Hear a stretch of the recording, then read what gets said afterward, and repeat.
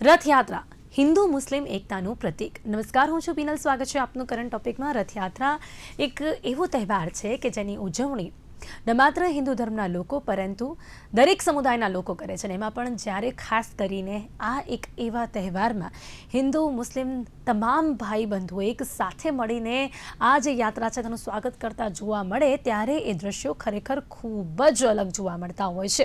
રથયાત્રા ભારતીય સંસ્કૃતિ અને આસ્થાનું એક ગૌરવ છે, જેની તૈયારીઓ ઘણા પૂર્વેથી કરવામાં આવતી હોય છે અને દરેક સમુદાયના લોકો પ્રસાદ હોય કે ચાહે રથના સ્વાગતની તૈયારી હોય હળીમળીને કરતા જોવા મળતા હોય છે. અને એટલે જ કોમી એકલાસ્તાનું જે પ્રતીક છે તે રથયાત્રાને માનવામાં આવે છે.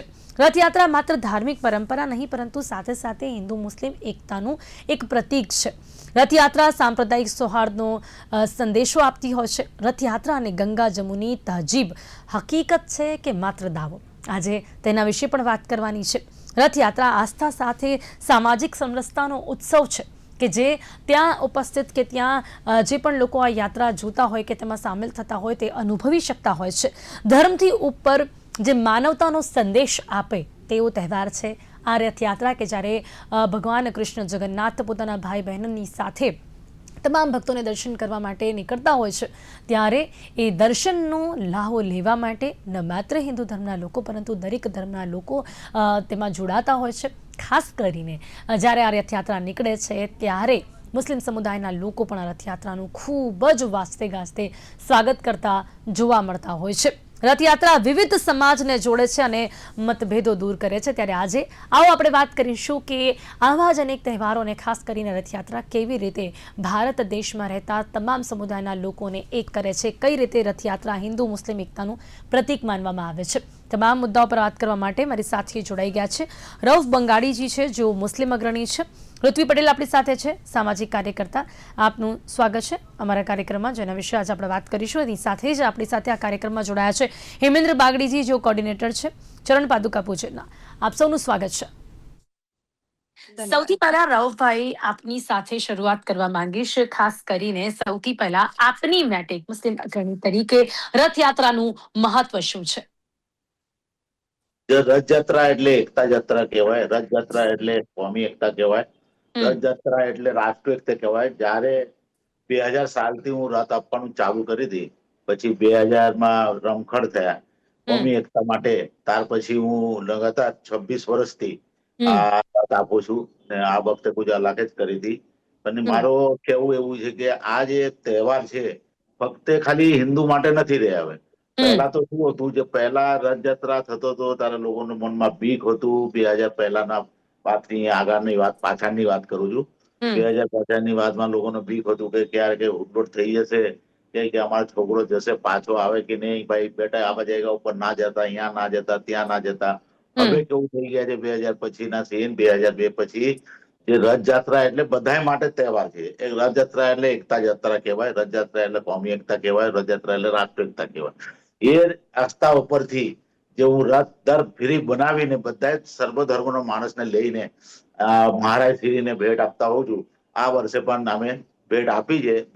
કેટલા સમયથી આપ આ કાર્યની સાથે જોડાયા છો? હું 26 વર્ષથી છેલ્લા જોડાયેલા છું ને 27મી રથ હતું આ.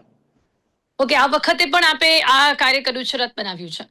હા, આ વખતે માં થોડું ફેરફાર એવું કરી છે કે આ વખતે થોડું જે રથ છે ભગવાનના, એ રથ ઉપર સોનાની બરફથી જડાયેલા છે. 5 ગ્રામ સોનાથી ને 301 ગ્રામથી એના રથનો બનાયેલા છું.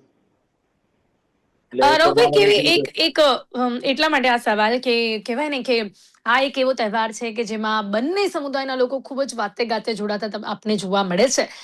એક સમય એવો પણ હતો જેમ કે જેની આપણે વાત કરી, સમયનો પણ અનુભવ આપે કર્યો છે કે જ્યારે એવું જોવા મળતું હતું કે આ બંને ધર્મના લોકો ક્યાંક આપણને રથયાત્રામાં જોવા ન મળે. ને આજે આપ કહી રહ્યા છો કે રથ આટલા વર્ષોથી આપ બનાવો છો, કેવી લાગણી અનુભવાય છે કે જ્યારે ભગવાન કૃષ્ણ માટે, ભગવાન જગન્નાથ માટે અને એમના ભાઈ બહેનો માટે આ રથ આપ ખુદ બનાવતા હો છો કે જે વાતે ગાતે તમામ ભક્તોને દર્શન કરવા આપવા માટે નીકળે છે?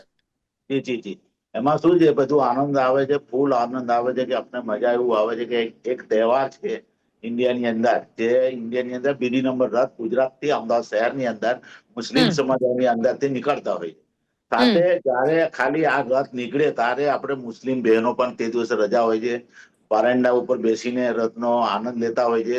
સાથે દરેક મુસ્લિમો કોઈ પાણીનો પરબ રાખતા હોય છે, કોઈ ચોકલેટ વેચતા હોય છે, કોઈ બિસ્કીટો વેચતા હોય છે. ધર્મ બધા લોકોનો જે જે ધર્મનો માણસ છે બધા જોતા એકબીજાનો આની આનંદ લેતા હોય છે. પણ કોઈ પણ એમાં શાંતિ સમિતિનો માણસ હોય છે, પોલીસ વાળા હોય છે, પોલીસ થી કંધા મિલાવીને આ રથને ભગવાન જગન્નાથજીને આખા સિટીમાં 16 થી 17 કિલોમીટરની જે રૂટ્સ છે એ આખી રૂટ્સ ફેરાવીને દર્શન કરાવીને ભગવાન જયારે દર્શન પોતે આપવા નીકળ્યા છે એ દર્શન કરાવીને જયારે પાછો આવે ત્યારે બહુ આનંદ થાય છે અને બધા કંધાથી કંધા મિલાવીને એકતા અને નેક બનીને આ કામ કરતા હોય. જી બિલકુલ, ખૂબ સરસ વાત આપે કરી છે. હવે હેમેન્દ્રભાઈ, આપની મતે રથયાત્રા એટલે કેવી રીતે કહી શકાય છે હિન્દુ મુસ્લિમ એકતાનું પ્રતીક જે હંમેશા આપણે જોતા આવ્યા છે?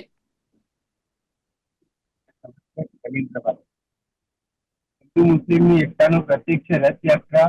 એક એવો તહેવાર છે કે જે ભારતીય સંસ્કૃતિ પ્રમાણેનો તહેવાર છે. આ કોઈ તહેવાર નથી, આ હિન્દુ ધર્મનો જ મોટામાં મોટો તહેવાર ગણાય છે. પણ દરેક કોમના લોકો આની અંદર ભાગ લેતા હોય છે. હમણાં 6 દિવસ અગાઉ સરસપુર ખાતે આવેલ રથયાત્રા સર્કલ હતું, ત્યાં હિન્દુ, મુસ્લિમ અને શીખ સમુદાયના લોકોએ જે રથયાત્રાનું જે પૂતળું હતું તેની સાફ સફાઈ કરી અને બધા કોમી એકતાની રીતે આ રથયાત્રાનો ઉત્સવ માણી રહ્યા છે. આ રથયાત્રા 149મી રથયાત્રા છે. હિન્દુ મુસ્લિમની સાથે સાથે આ રથયાત્રા એક સારા મેસેજ પણ વિદ્યાર્થીઓને આપે છે. આ વર્ષે સંસ્કૃત ભાષાનો પ્રચાર અને પ્રસાર કરવા માટે આપવામાં આવેલ છે. આ મેસેજ એટલા માટે આ મેસેજ આપવામાં આવેલ છે કે સંસ્કૃત એ હિન્દુ ધર્મની અને ભારત દેશની એક ખૂબ જ પ્રાચીન ભાષા છે અને એ ભાષાની અંદર જ્ઞાન, વિજ્ઞાન અને ગણિત સમાયેલું છે. અને આજે ફોરેનની અંદર કે વિદેશોમાં આની સંસ્કૃતિ યુનિવર્સિટીઓ થઈ રહી છે અને આપણા દેશની અંદરથી આ સંસ્કૃત ભાષા લુપ્ત થઈ રહી છે. આવનારા દિવસોમાં સંસ્કૃત ભાષા એક એવી ભાષા છે કે જે કોમ્પ્યુટરમાં ફિટ થાય તેવી ભાષા છે. જેથી યુવાનોને પણ આ વસ્તુ કામમાં આવશે.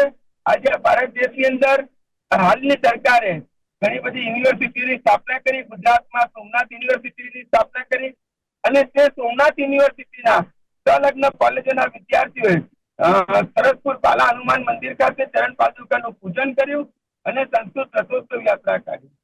જી જી જી જી હેમેન્દ્રભાઈ, રથયાત્રાના અનુભવો વિશે વાત કરીએ. હેમેન્દ્રભાઈ, રથયાત્રાનો અનુભવ આપનો હંમેશાથી કેવો રહ્યો છે?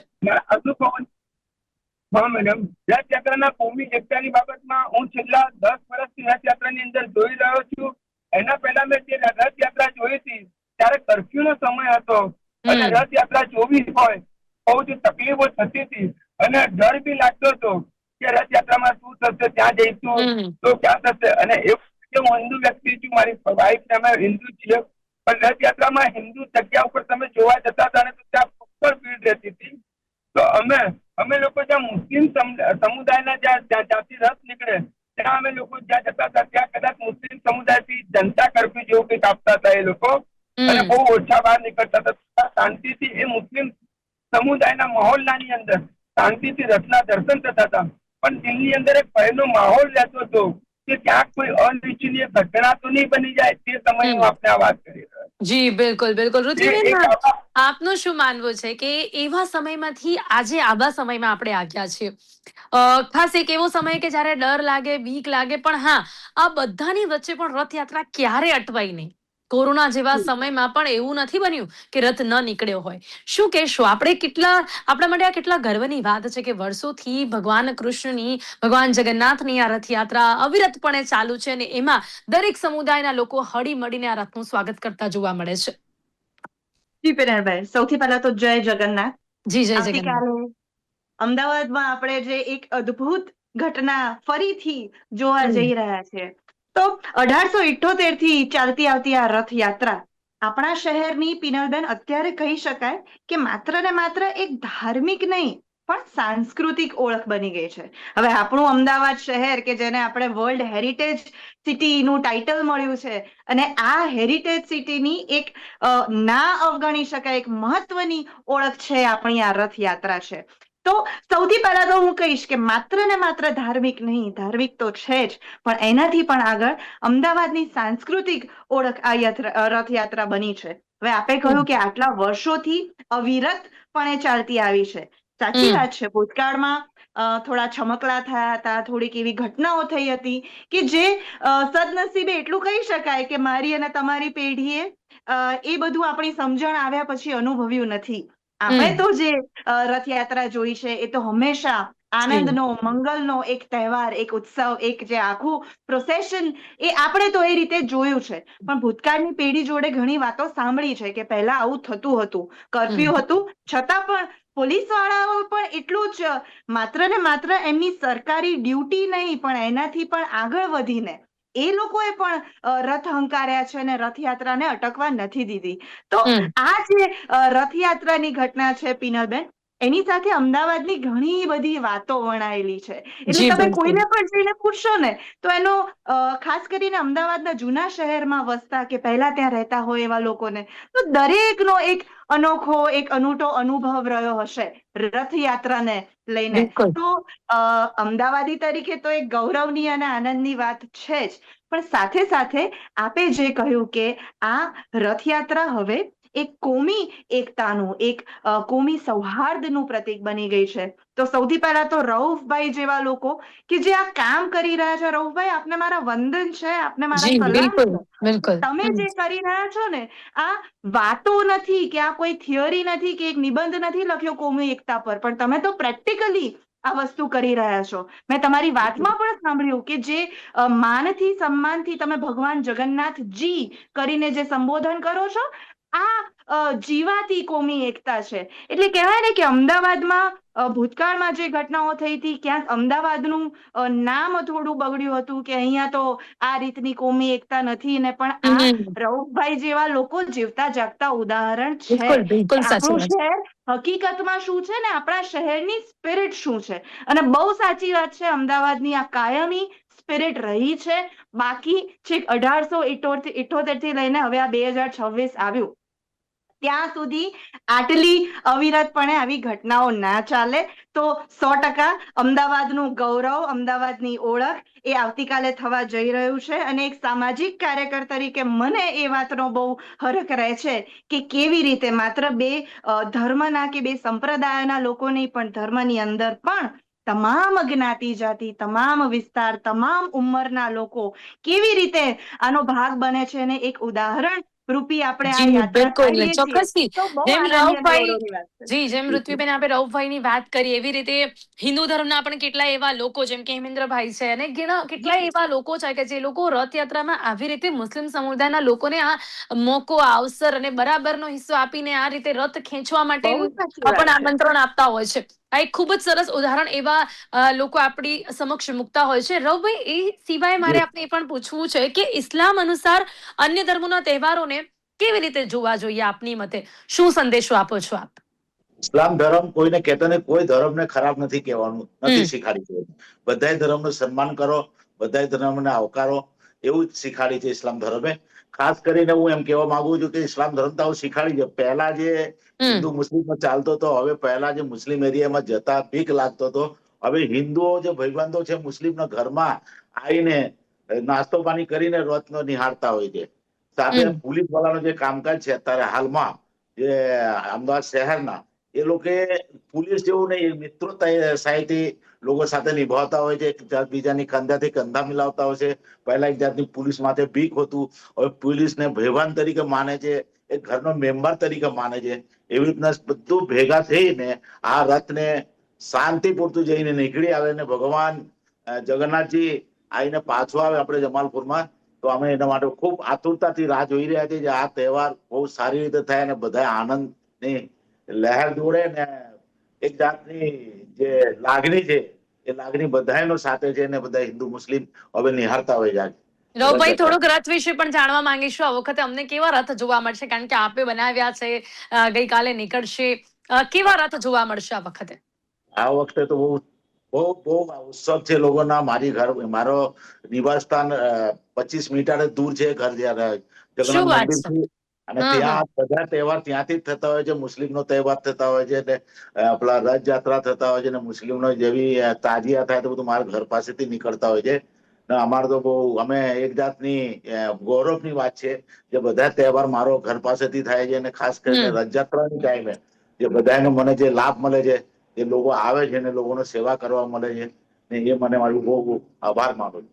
જી બિલકુલ. હેમેન્દ્રભાઈ, શું કહેશો? આપણે છે ને કહેવું પડે થોડુંક, આપણે એક વર્ગ એવો પણ છે કે જે ખરેખર આજે પણ ભેદભાવ રાખતો હોય, એમની માટે રવભાઈ જેવા લોકો કેવા એક સંદેશો આપે છે, કેવો એક સંદેશો કે જે લોકો પણ ભેદભાવ રાખતા હોય એ જે રથને ખેંચશે છે, કે જે ભગવાન જગન્નાથજીને જે લોકો પૂજે છે, એ રથ જ રવભાઈ જેવા વ્યક્તિ એમ લોકોએ બનાવ્યા છે.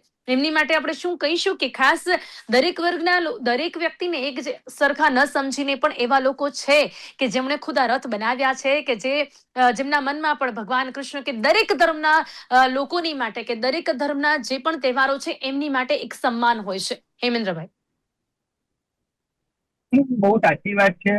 આપણે એક વસ્તુ કહું કે સર્વ ધર્મ સંભાવ. કોઈ ધર્મ એવું નથી કહેતું કે તમે બીજા ધર્મનું એનું અપમાન કરો. તમે તમારા ધર્મનું બી તમે માન રાખો, તમામ ધર્મોનું માન રાખો, અને સર્વ ધર્મ સંભાવની રીતે આપણે જો કાર્ય કરીએ તો ભારત દેશની અંદર જે કઈ કોમી એકતાના કાર્યક્રમો છે એ ખૂબ જ સારી રીતે જાય. આજે જેમ રથયાત્રા નીકળે છે એમ મોહરમના તાજિયા પણ નીકળતા હોય છે, અને તે પણ ખૂબ જ કોમી એકતા અને ભાઈચારાથી એ પણ થતા હોય છે. અને રથયાત્રાની અંદર ભાઈ જે રથ બનાવે એ આપણે જે વાત કરી એ ખૂબ જ ગૌરવની વાત છે, ખૂબ જ આનંદની વાત છે. અને હિન્દુ સંસ્કૃતિની પ્રમાણે હું આપને કહું તો હું પણ એક હિન્દુ તરીકે આ ભાઈનો ખૂબ જ આભાર માનું છું. એમને મારા તરફથી હું જય શ્રી કૃષ્ણ કહું છું. જી બિલકુલ સાચી વાત છે ને ઋત્વિબેન. હવે જે લોકો, આપણે એક સામાજિક કાર્યકર્તા તરીકે આપનું શું કહેવું છે કે આપણે જે લોકો હિન્દુ મુસ્લિમની ઘણી વાતો કરે અને આજે પણ આપણને કોમી રમખાણો યાદ અપાવે, એવા લોકો માટે શું કહીશું કે આજે કોમી એકતાનું એક ઉદાહરણ છે આ રથયાત્રા, અને આજ આપણો ભારત દેશ, આપણું ગુજરાત, એમ આપણું અમદાવાદ, કે જ્યાં આગળ તાજિયા પણ નીકળે છે, રથયાત્રા પણ વાજતે ગાજતે નીકળે છે, અહીંયા જ ઈદ પણ ઉજવાય છે, દિવાળી પણ ઉજવાય છે. શું કહેશો એવા લોકોને આવા તહેવારો કેવી રીતે સંદેશો આપે છે?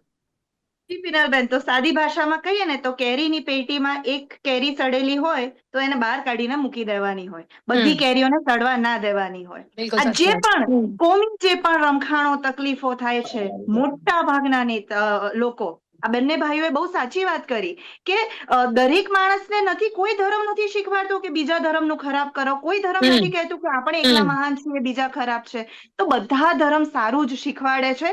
અમુક લોકો એવા છે જે એમના સ્વાર્થ માટે થઈને, પોતાના ફાયદા માટે થઈને કંઈક છમકલા કરતા રહેતા હોય, તો એ બગડેલી કેરીને બહાર સૌથી પહેલા આપણે જોવાની, બહાર ફેંકી દેવાની, સમજાવવાનો પ્રયત્ન કરવાનો, ના સમજે તો બહુ જાજો પ્રયત્ન પણ નહીં કરવાનો. પણ ફરીથી આવા તહેવારો, રથયાત્રા જેવા તહેવારો એ જીવતું જાગતું ઉદાહરણ છે કે અમદાવાદની સાચી ઓળખ આ છે.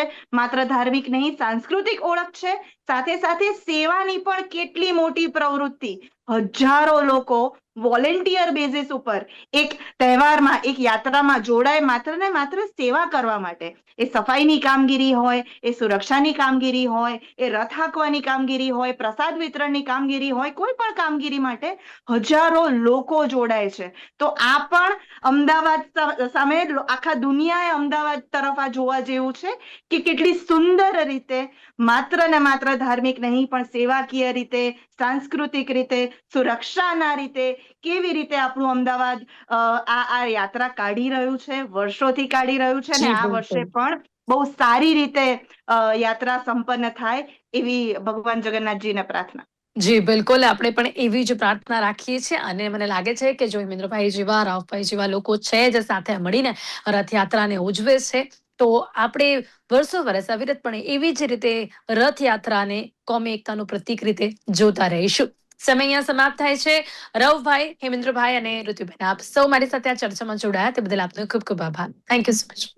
ધન્યવાદ. જય જગન્નાથ. તો આજે વાત કરી છે રથયાત્રા હિન્દુ મુસ્લિમ એકતાનું પ્રતીક કેવી રીતે છે. જોઈ શકાય છે કે આપણા બે મહેમાનો કે જેમાં રવુભાઈ બંગાળી કે જેમણે એક મુસ્લિમ અગ્રણી હોવા છતાં પણ આ રથ બનાવવાનું કામ અવિરતપણે વર્ષોથી કર્યું છે ને આ વખતે પણ એમણે જ બનાવ્યું છે. હેમેન્દ્રભાઈ કે જેઓ પણ આ રથયાત્રાને વર્ષોથી જોઈ રહ્યા છે, વર્ષોથી તેનો લાભો લઈ રહ્યા છે. બંને સમુદાયના લોકો ખૂબ જ વાતે ગાતે આ રથયાત્રાનું સ્વાગત કરતા હોય છે ને એટલા જ માટે જેમ કે જેમ ઋત્વીબેને કહ્યું કે આ પ્રકારનો સંદેશો આપણા દેશમાં ઘણા તહેવારો આપે છે, પણ જો અમુક વર્ગના અમુક લોકો એવા હોય તો ચોક્કસથી એમને બહાર કાઢી દેવા જ જોઈએ. અને આપણા ભારત દેશમાં કે દરેક સંસ્કૃતિને દરેક ધર્મના લોકો જ્યારે સાથે હળીમળીને રહે છે ત્યારે તહેવારોની ઉજવણી પણ આવી જ રીતે સાથે હળીમળીને હંમેશા થવી જોઈએ. કરંટ ટોપિકમાં અત્યારે બસ આટલું જ. ફરીથી મળીશું નવા વિષયની સાથે. ત્યાં સુધી રજા આપશો. નમસ્કાર.